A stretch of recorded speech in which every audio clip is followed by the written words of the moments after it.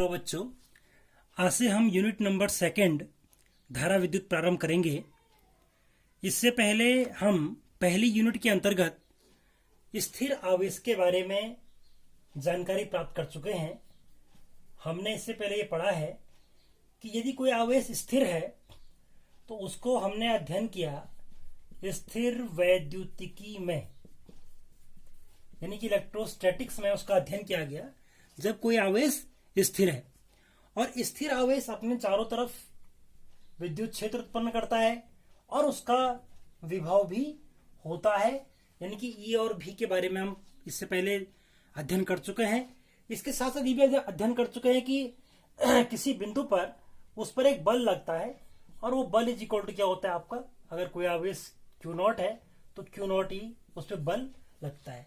तो ये सब बातें हम इससे पहले वाले यूनिट में अध्ययन कर चुके हैं।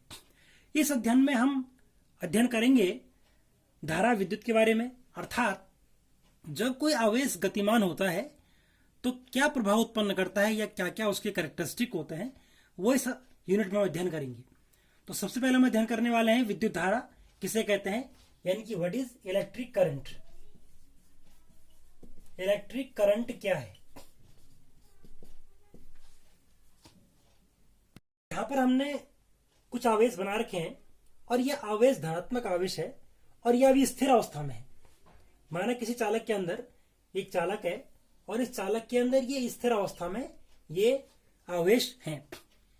यदि ये आवेश, हम कुछ ऐसी युक्ति करें कि ये आवेश किसी दिशा की तरफ चलने लग जाए, माना ये इस तरफ चलने लग जाए, ये कहीं भी चलने लग जाए, तो जब ये आवेश गतिमान होगा तो गतिमान होने के कारण जो प्रभाव उत्पन्न होगा उसको हम कहेंगे विद्युत धारा। तो विद्युत धारा क्या है? आवेशों के गति होने को या आवेशों की प्रवाह की दर को क्या कहते हैं? विद्युत धारा कहते हैं। अर्थात आवेश प्रवाह की दर को विद्युत धारा कहते हैं। विद्युत धारा का प्रतीक क्या है? आई या स्मॉल आई भी इसको हम दर्शाते कई बार। और इसका मात्रक क्या है? मात्रक हो गया इसका एम्पियर अर्थात ए। हम विद्युत धारा का सूत्र डिराइव करेंगे तो इसके लिए हमने एक तार यहां पे लिया हुआ है और तार का ये एक परिच्छेद है, यानी क्रॉस सेक्शन इसको हम कह सकते हैं, परिच्छेद।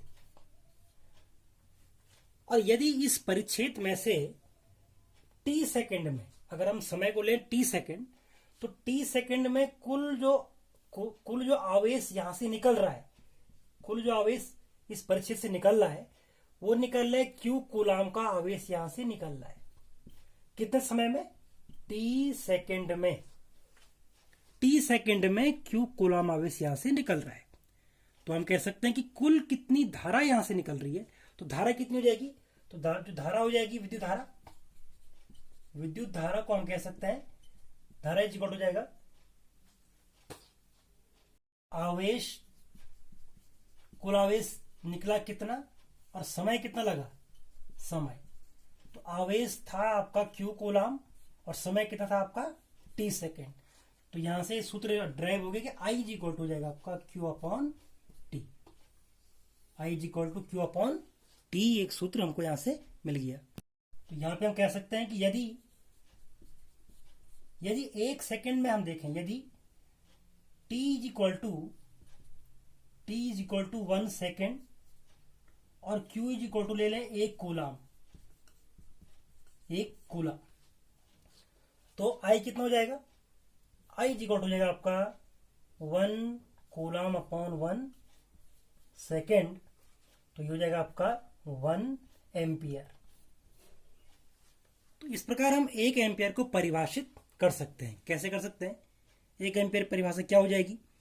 तो 1 एम्पियर वो धारा है जो चालक के परिच्छेद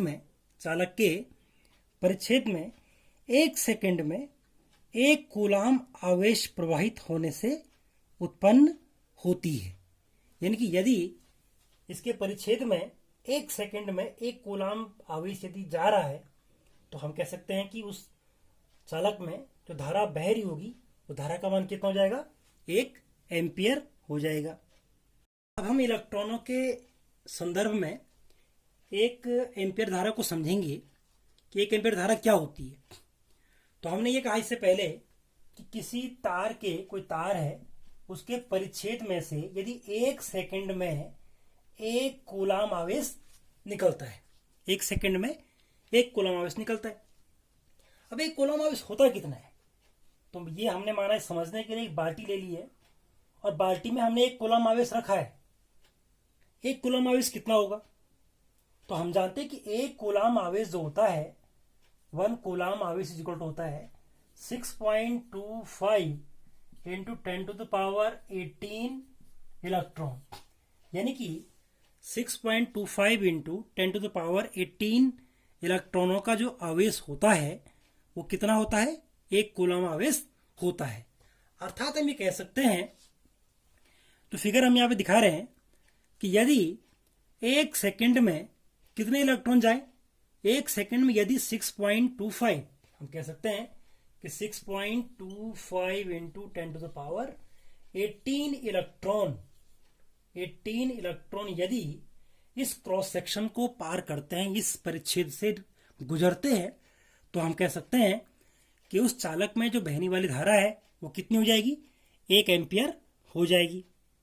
अर्थात हम कह सकते हैं कि 1 एम्पियर धारा का तात्पर्य है कि चालक अथवा तार के किसी परिच्छेद से प्रति सेकंड 6.25 इंटू 10⁻18 इलेक्ट्रॉन गुजरते हैं। ठीक है, विद्युत धारा की दिशा।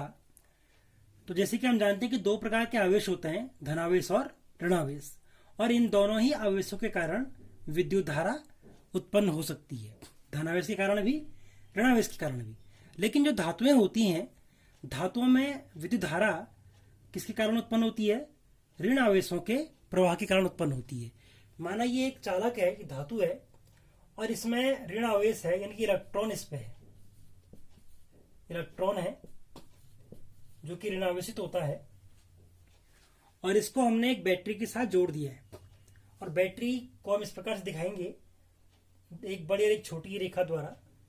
इसका मतलब ये उच्च विभव हो जाएगा और ये हो जाएगा आपका निम्न विभव। तो विद्युत धारा की दिशा हमेशा उच्च विभव से निम्न विभव की ओर होती है। कहाँ होती है, हमेशा उच्च विभव, अधिक विभव से कम विभव की ओर। तो हमेशा कहाँ होती है दिशा, अधिक विभव से अधिक विभव से निम्न विभव की ओर, निम्न विभव की ओर इसकी दिशा होती है। चित्र में हम देख सकते हैं। तो यदि ये करंट, तो दिशा कैसे हम बताएंगे, दिशा कहां से कहां है, तो ये आपका अधिक विभव हो गया, ये अधिक विभव पे है, और ये किस विभव पे है, ये निम्न विभव पे है, कम विभव पे है। तो धारा की दिशा कहां से कहां हो जाएगी, आई की दिशा उच्च से निम्न विभव की ओर इसकी दिशा हो जाएगी। तो तीर के निशान से हम इस प्रकार से करंट को दिखा सकते हैं, आई को हम इस प्रकार से दिखा सकते हैं। अब यहाँ पे हमने धारा की दिशा तो व्यक्त कर ली, लेकिन इलेक्ट्रॉन कहां से कहां मूव करेगा, इलेक्ट्रॉन की दिशा कहां से कहां होगी, चलने की दिशा। तो यदि हम इसमें इलेक्ट्रॉन ले लें, माना कुछ ही इलेक्ट्रॉन लेते हैं, माने कि 4 इलेक्ट्रॉन ले लिए, तो इलेक्ट्रॉन कहां से कहां चलेंगे। देखिए इलेक्ट्रॉन ऋणावेशित होता है, और जब ये सिरा इसका ऋणावेशित हो गया तो ऋण ऋण प्रतिकर्षित हो जाएगा, ये धन की तरफ आकर्षित होगा, तो इलेक्ट्रॉनों के चलने की दिशा इस तरफ हो जाएगी। तो देखिए इलेक्ट्रॉन के चलने की दिशा, इलेक्ट्रॉन इस तरफ चल रहा है और धारा इसके विपरीत बह रही है। तो इलेक्ट्रॉनों के जो गति की दिशा है वो धारा के विपरीत दिशा में होती है। अगला टॉपिक इसमें आता है कि विद्युत धारा सदिश है या अदिश राशि।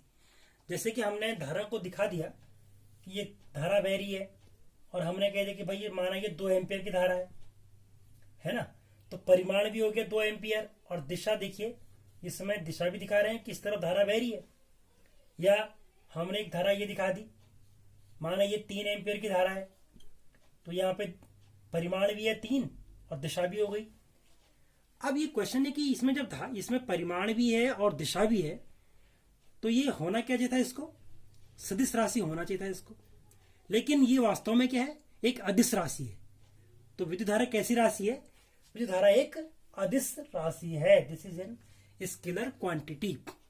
तो प्रश्न ये आता है कि जब दोनों ये इसमें परिमाण भी है दिशा भी है फिर भी ये अदिश राशि क्यों है, सदिश क्यों नहीं है? तो इसका उत्तर ये है कि दिशा के होते हुए भी, देखिए दिशा भी है इसमें, लेकिन दिशा होते हुए भी ये सदिशों के योग के नियम का पालन नहीं करती। क्या नहीं करती? सदिशों के योग के नियम का पालन नहीं करती।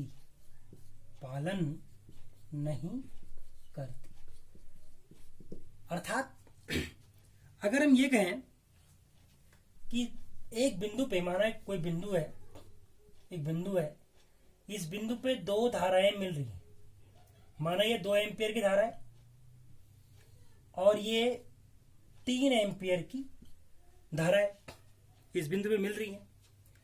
ये आपका माना ये I1 हो गया और ये क्या हो गया आपका I2। तो बताइए कि इस बिंदु से यहां से आगे जाने वाली धारा कितनी होगी, आपको ये निकालना है। कुल कितनी धारा इसके बाद जाएगी, माना इसको मैं I कहता हूं। तो जब देखा गया कि 2 यहां से आई 3 यहां से आई, तो जो नेट जो धारा थी, ये धारा आपका जो प्राप्त हुई वो प्राप्त होती है 5 एम्पियर। 2 धन 3 5, अर्थात I = I1 + I2। इसका मतलब क्या हो कि इसने सीधे सीधे 2 धाराओं को जोड़ दिया, जबकि सदिशों में क्या होता है, हम जानते हैं कि जब भी कोई 2 सदिश होते हैं तो उनको हम सीधे सीधे बीजगणितीय नियम से नहीं जोड़ सकते हैं। उनको जोड़ने का एक अलग ही तरीका होता है, जिसको हम कि 2 वेक्टरों को ले लिया और उनके बीच कितना कोण बन रहा है, वो कोण बहुत इंपॉर्टेंट होता है। लेकिन यहाँ पे कितना कोण है ये इंपॉर्टेंट नहीं है। इसीलिए क्या होता है, हम कह सकते हैं कि विद्युत धारा सदिशों के योग के नियम का पालन नहीं करती। इसीलिए विद्युत धारा कैसी राशि है, एक अदिश राशि है। आर्टिकल है कि धारा घनत्व तो किसे कहते हैं, व्हाट इज करंट डेंसिटी। तो धारा घनत्व क्या है, तो किसी चालक में किसी बिंदु के परितः प्रति एकांक क्षेत्रफल से अभिलंबवत गुजरने वाली धारा को उस बिंदु पर धारा घनत्व कहते हैं। थोड़ा समझते हैं इसको पहले कि माना एक तार है और तार में हमने इस वायर में ये एक पृष्ठीय क्षेत्रफल ले लिया, एक हमने अनुप्रस्थ क्षेत्रफल ले लिया, जिसको हमने, इसका एरिया कितना है, क्षेत्रफल कितना है, A है, और इसके इस क्षेत्रफल से अभिलंबवत जो धारा बह रही है वो करंट है I। ठीक है, एक क्षेत्रफल ले लिया और उसे कुल कितनी करंट निकल ली है, I धारा इसमें से बह रही है। तो हम कह सकते हैं कि इसमें किसी भी बिंदु पर, कोई बिंदु होगा, कोई बिंदु ले लें, तो उस बिंदु पर धारा घनत्व कितना होगा। तो धारा घनत्व कितना हो जाएगा, तो धारा घनत्व को हम J से रिप्रेजेंट करेंगे। J = हो जाएगा आपका I/A। अब J कैसी राशि है, धारा तो अदिश राशि है, तो J कैसी राशि होगी। J यहाँ पे, क्योंकि J क्या चीज है, J किसी बिंदु का एक अभिलाक्षणिक गुण है। J क्या है, J चालक के भीतर किसी बिंदु का क्या है, एक अभिलाक्षणिक गुण है। इसलिए ये कैसी राशि है, ये एक सदिश राशि है। तो धारा घनत्व तो कैसी राशि है, सदिश राशि है। इसका मात्रक क्या हो जाएगा, मात्रक देखिए इसका, तो मात्रक यानी कि ये हो जाएगा आपका एम्पियर बटे एरिया का मात्रक कितना होता है, मीटर स्क्वायर। तो J का मात्रक क्या हो जाएगा, एम्पियर पर मीटर स्क्वायर।